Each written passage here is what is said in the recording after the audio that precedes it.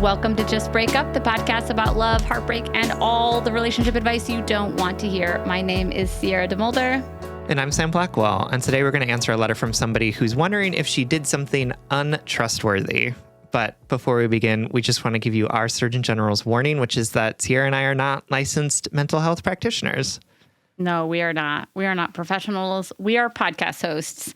So please take our advice as you see fit. The worst we're only type of here. people, podcast hosts. Yeah, we're almost talk show hosts. Almost. We're so close. Yeah, but Drew it's more Barrymore, like I'm talk coming for radio, you. which Yeah. makes me feel like we're in the wrong community. Do you know what I mean? Like that. The only talk radio people I can think of, I don't like. That's absolutely true. Well, I mean, like, yeah.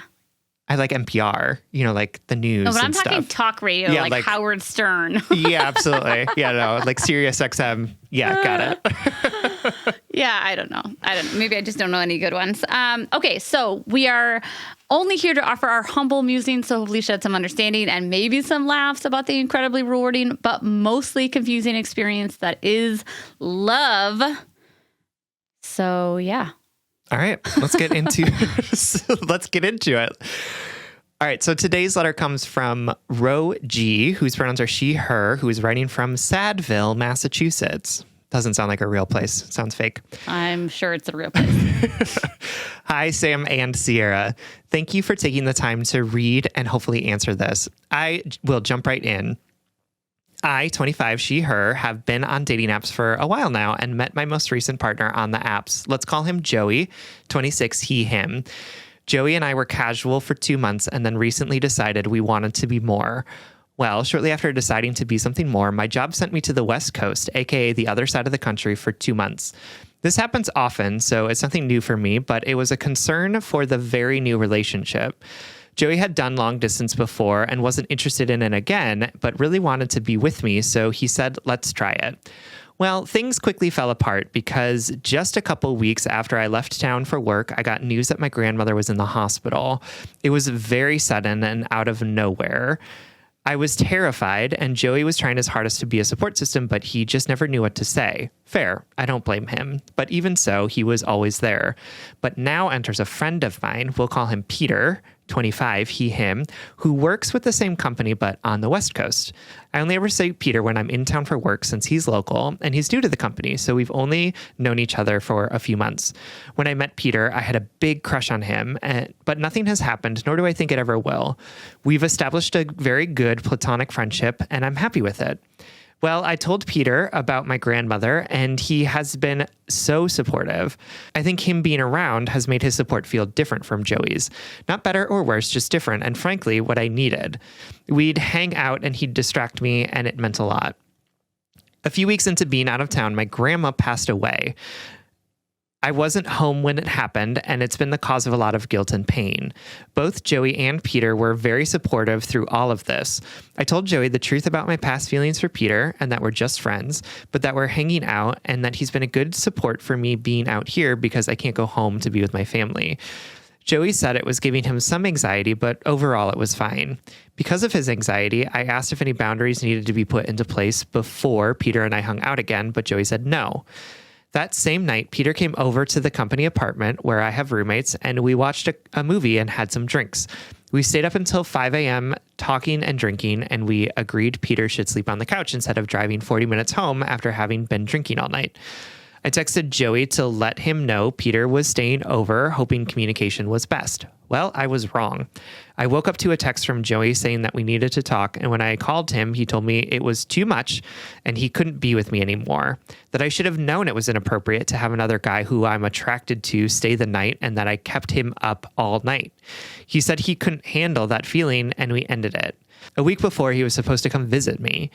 I tried my hardest to have a conversation about it, apologizing and begging him to talk it out, and he wouldn't.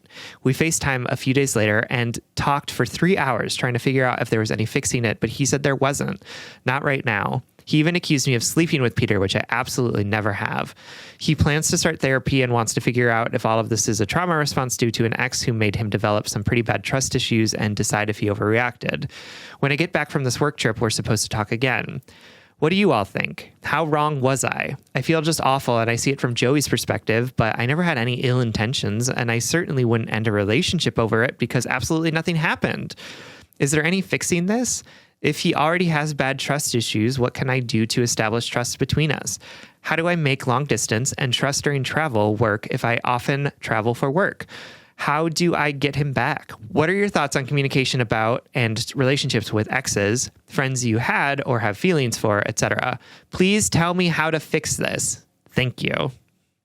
Oh, my darling. I'm so sorry that this all happened and that you're feeling, so interrupted by all of it. I think it's confusing. I think it's emotional. I think there's lots of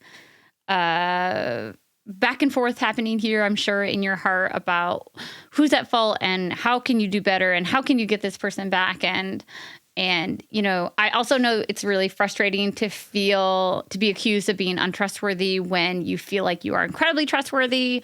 There's just like a lot of complicated emotions going on in this, on top of the fact that you're going through a breakup, a long distance breakup in a new city. Like, that's all challenging. For sure. Absolutely. Yeah. So we are going to dive into some of our thoughts about the situation, ideas about how to move forward or not move forward with your ex, and what's going on with Peter in just a minute or two. But first, we have to take a very quick break.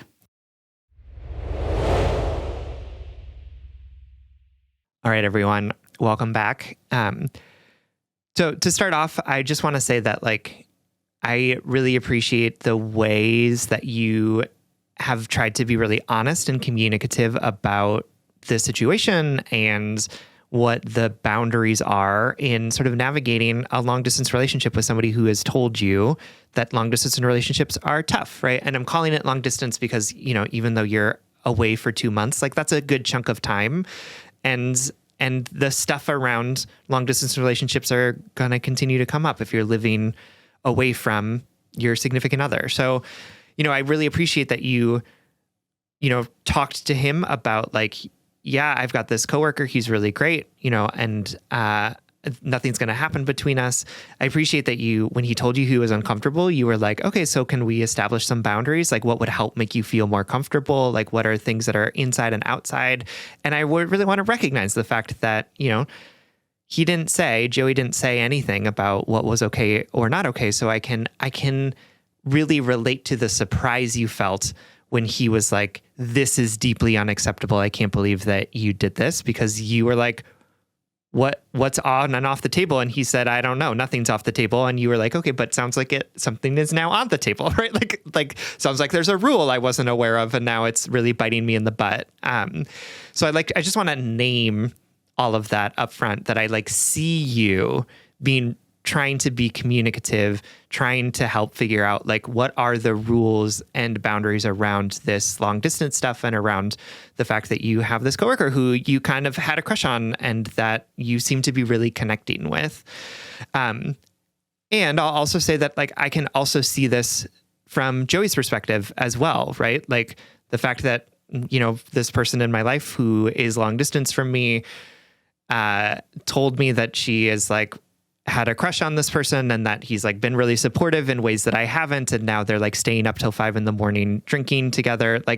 I can imagine that would set off a lot of alarm bells and concerns in someone's head. Right. So I'm really not trying to paint either of you as being absurd in this situation. Right. Yes, I don't necessarily think you did anything black and white wrong. And I also can totally understand that this feels like a really big breach to Joey, right? I think that you are both in the right and also incompatible in how you're understanding the situation, right? And that is so much of the complexity and nuance of things that exist outside of Reddit. The real world is not am I the asshole or not the asshole? The real world is, fuck, we miscommunicated with each other about what is happening here, right? Totally. Fuck, we're really misunderstanding the meaning behind the actions that we're taking, and in ways that may be completely incompatible, right? In ways that may break us beyond repair. And that, I think, is the tender tragedy of this situation is that this is like, that's the crux of this, right? Yeah. Like sometimes we can try and do everything right and everything can still break apart in our hands, you know? Yeah. Like Yeah. we can really try and be on the same page about stuff and discover irreparably that we weren't on the same page about this thing, and now what's done is done. And You're like that's totally so right. hard. You're you know? so right, because I'm sitting here thinking about how I have been both people here. Like I think For sure. I would spontaneously combust if I got a text message like that. At 5 if in the my morning. partner, Yeah.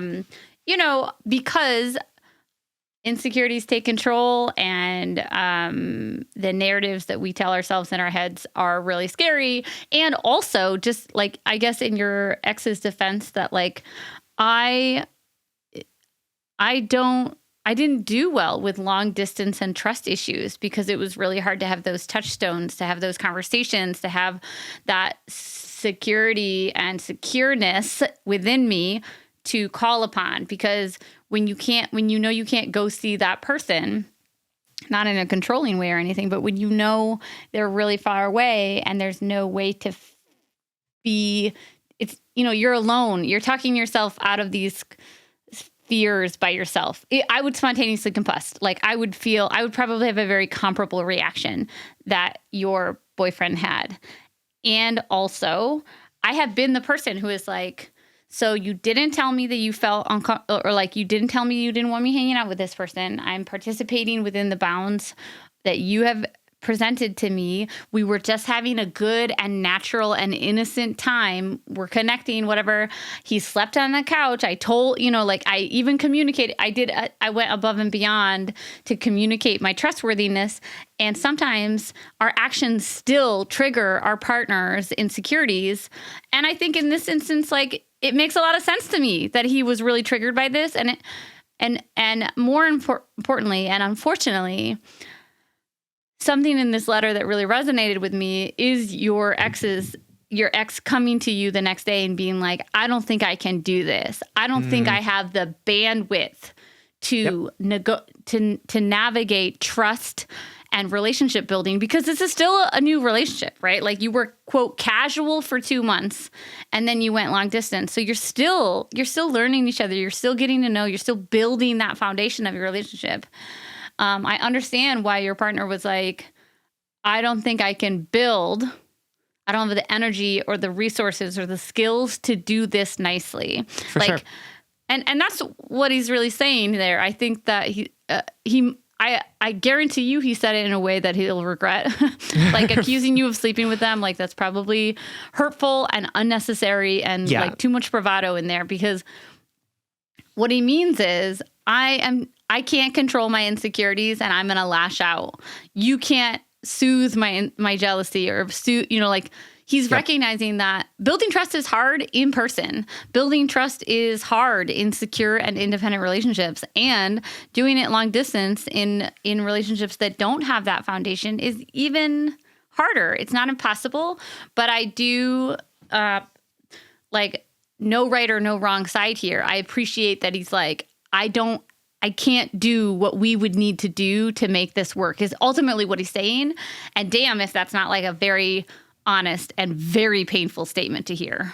I don't know what's going on in his head or what is true for him, but what I will say is that, like, I think what he is saying, whether or not he's aware of it, is that, like, he can't function under the circumstances of this relationship, not even necessarily about you as a person, right? Like, it's not that he is probably saying this out loud, right? To be clear, because he did accuse you of sleeping with them.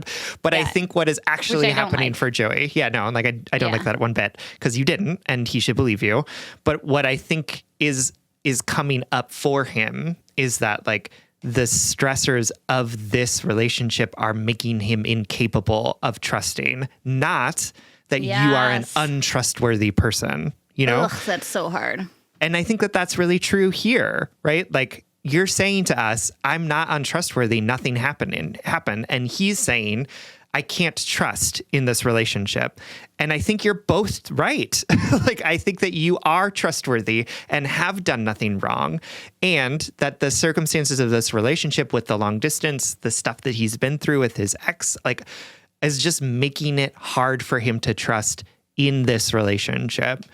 And that's something that he needs to work out, right? Like, that's something that he needs to do therapy around, stuff that he needs to unpack about, like, what does trust look like for him and building towards that. And I wish that for him.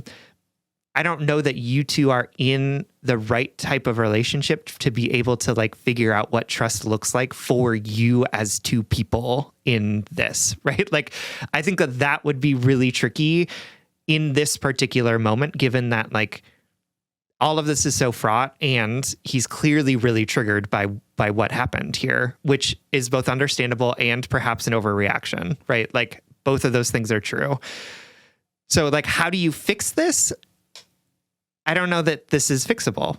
I think if you're gonna try and have a relationship about, like, what does this look like, you're gonna need to not just be apologizing all the time, because, like, what I think you also need to be thinking about is, like, what does it look like for you to trust me, right? Like, what are the things that are okay and not okay about my friendship with Peter, right? Like, where you're gonna have to draw out of him some, like, more clarity around what he would want or what he would need out of this. And it sounds like he's not in a place where he can give that or wants to give that in this moment.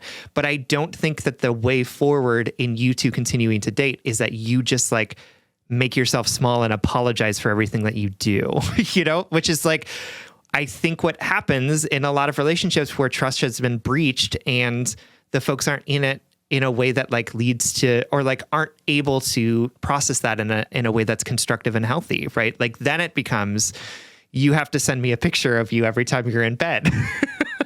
Yeah, that's a direct call out to me. That's and absolutely. And my coping mechanisms. Which were understandable and deeply relatable and, like... Oh, and fucking just awful. I was awful in that relationship. He was awful to me and I was awful to him. Absolutely, because that's like how these relationships tend to go when we're both in our camps, right? And we're trying to be like, who's wrong, who's right, right? Like, and instead of being like, okay, well, what does it look like for us to, like, actually learn how to trust each other? And it sounds like he's not in a place where he can say that to you, right? Like, it sounds like everything that you've said so far. So I don't want you to think, like, I have to make this relationship work, and the only way for me to do that is to give up my privacy, right? Or continue to apologize for things that I don't feel like I did anything wrong about, or act within what you were told the boundaries of the relationship are, and then have the boundaries be moved on you again, right? Like, that's where the toxic sort of, like, mistrust can really create really troubling relationships. So I think that you need to recognize that it's not about you, it's about whether or not he has the ability to trust given the circumstances of this particular relationship. Yeah, I think that's so beautifully said. And just one thing to tack onto that, the idea of pushing back on the urge to fix things instead of to learn from them. Okay, what are my feelings for Peter? What are my feelings for my partner who just broke up with me? Like, what are they? What do they bring? What does my partner or my ex bring to my life that I am prioritizing fixing over sitting in this discomfort of this breakup and being like, how sustainable is it for us to be in a long distance relationship right now? How does it contribute to my life? You know, instead of just doing the next thing to keep the relationship together, which, you know, makes a lot of sense. Like, we all do that. And I think we should all seek joy and seek connection, which often means staying together or working it out. But I know in me, I have a very strong compulsive need to fix things before I learn from them, before I assess them, you know, like, oh my God, somebody's mad at me. Somebody thinks I slept with somebody else, even though I absolutely didn't. Let me fix it. Not being like, wait a minute, I didn't cheat on you. You know what I mean? And learning from that experience, and learning, like, maybe I don't want to be with somebody who doesn't trust me, you know? Yeah. That's important. Absolutely. Yeah. We know All right, this friend. is complicated. Go ahead. Sorry. We know this is complicated. We know that there's a lot of, desires that are being crossed right now, and a lot of confusion and heartbreak, right? Also, I'm sorry you lost your grandmother. You're also grieving in all of this. For sure. So I hope you're taking care of yourself, and you're being compassionate to yourself. And we hope this helps. Absolutely. Thanks for writing. We love you. All right, everyone. It is Friday, which means that we are going to set you up on a blind date. So this is when we try and send you home with something that we think you're really going to love. And this week we want to set you up with...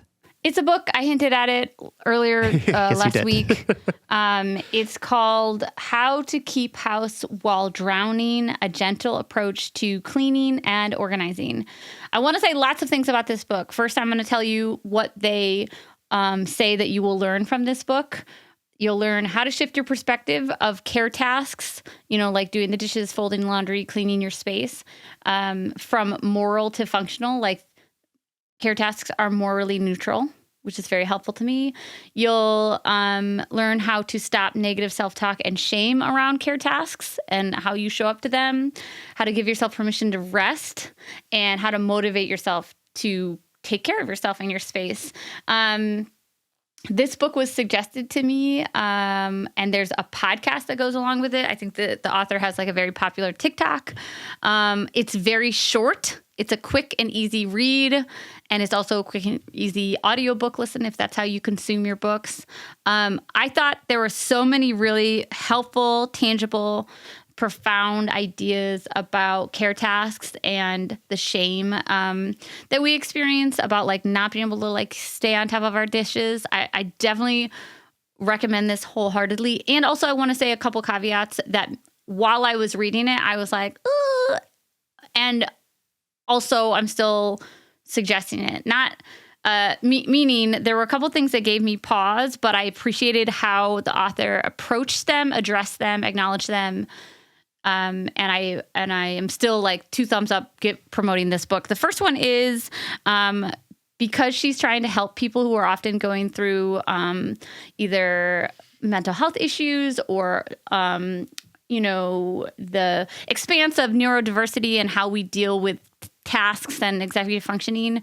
She offers a lot of alternatives that include things that are maybe anti-carbon neutral, like Sure. if you can't get yourself to clean the dishes, like why not you eat on paper plates once a week? Paper plates is like nothing. But she also talks about like the shame around not being able to regularly clean your teeth, right? And how something she did to combat that was buy individual packaged pre-pasted toothpaste brushes, toothbrushes. And she acknowledges in this book really well, I think, about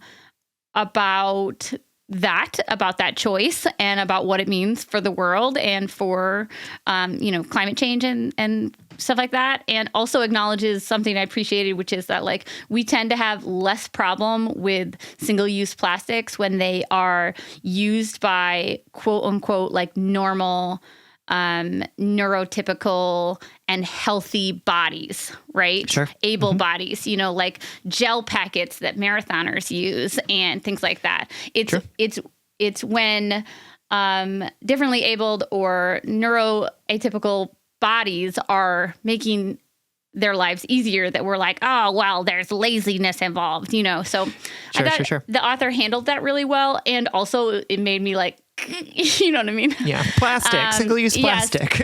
Yes, exactly. Which is its own moral thing. Exactly. Absolutely. Yeah. So I wanted to say that out loud and still recommend the book. And I also wanted to add, this is very rooted in caretaking and care tasks as a parent. The author is a parent, and they tried to write the book for people and who have children and who don't have children, who are caretakers for other humans, adults and children, or who are just caretakers for themselves. She acknowledges that a lot of the caretaking space is pushed towards parenting, I think she could have hit it on the head a little bit more, because I know that the book comes off very much as for parents. But I would still really, really recommend it, parent or not. If you are a person who says, oh my God, I have a laundry pile in my room that I never fold. I'm such a bad person. I'm so ashamed of it. Or why can't I get these stupid things done? Like, I'm so stupid. Give it a read. It's really fast. It's really quick. And the content is also generally available online for free through podcasting and TikTok and stuff like that. It's called How to Keep a House While Drowning by Casey Davis. All right, everyone. Thank you so much for listening. If you would like more content from us, or if you would like access to our monthly office hours, you can support us on Patreon. If you support us on Patreon for as little as $5 a month, you'll get an additional bonus weekly episode, as well as access to those office hours. That's patreon.com/justbreakuppod. You can slide into our DMs, send us your favorite relationship meme, but most importantly, you can submit your questions about all matters of the heart at justbreakuppod.com, which is also where you can find our merchandise. Please remember to like, follow, subscribe, give us a 5-star rating and review. This literally keeps our mics on and helps us reach more brokenhearted souls who need two random strangers giving them relationship advice. Just Break Up is a production of Duvid Media, original music, recording, editing, producing, all magical things by our good friend Spencer Worth Davis. Make sure to check out his podcast and his music. And remember, just because things are going wrong doesn't mean you are on the wrong path. Just because things feel crunchy and sticky and painful doesn't mean you aren't exactly where you need to be. Sometimes change is something that we orchestrate, and other times change is something that is brought upon us. But it doesn't mean that we are in the wrong place. And if all else fails, just break up.